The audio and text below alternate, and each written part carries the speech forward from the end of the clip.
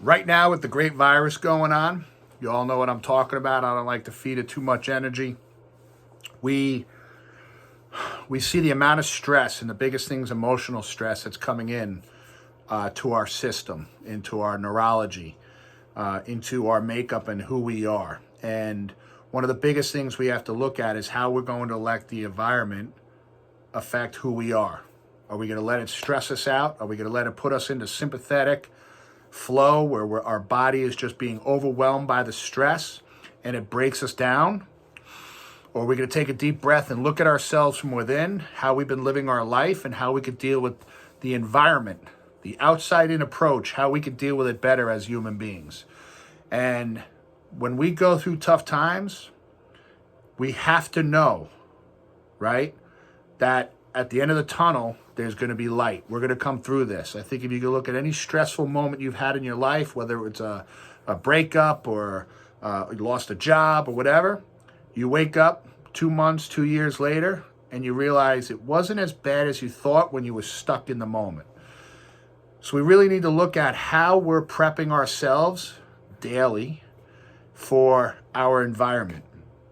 If we're going to let the outside world attack us and affect us adversely, it's going to be a long life. It's going to be full of stress. It's going to be full of high blood pressure and just your body breaking down from within, and a life of fear. We want to promote a life of no fear, of abundance, of healing, of owning it, ownership for who you are, and faith for the creation that designed you and for the power that your body has to adapt. As long as our body's adapting, our life will be absolutely amazing. The day comes when your body stops adapting and it can't restore itself, it's the day we die, right? And we're all going to end up with that. It's just we don't want to end up with it too early.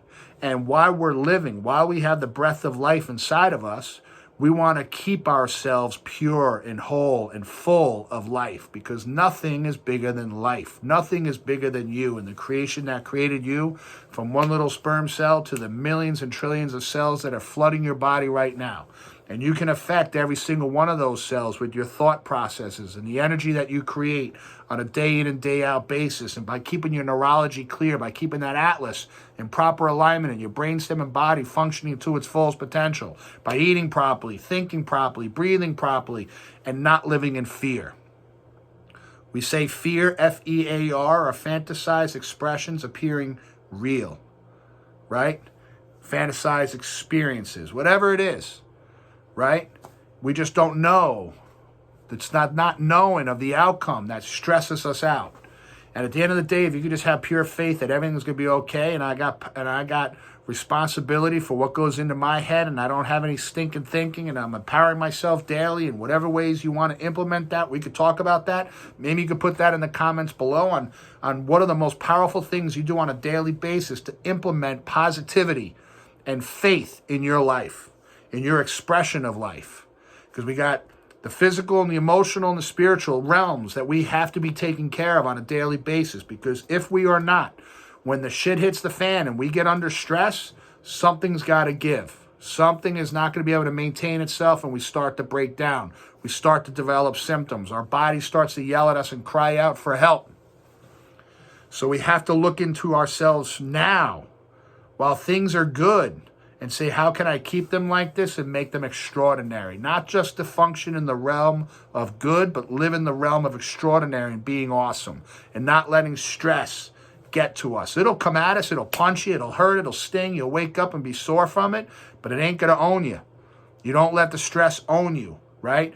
You own the environment. You create the environment. We talk about the dirty garbage can attracts all the maggots and flies. The clean garbage can has none of the above.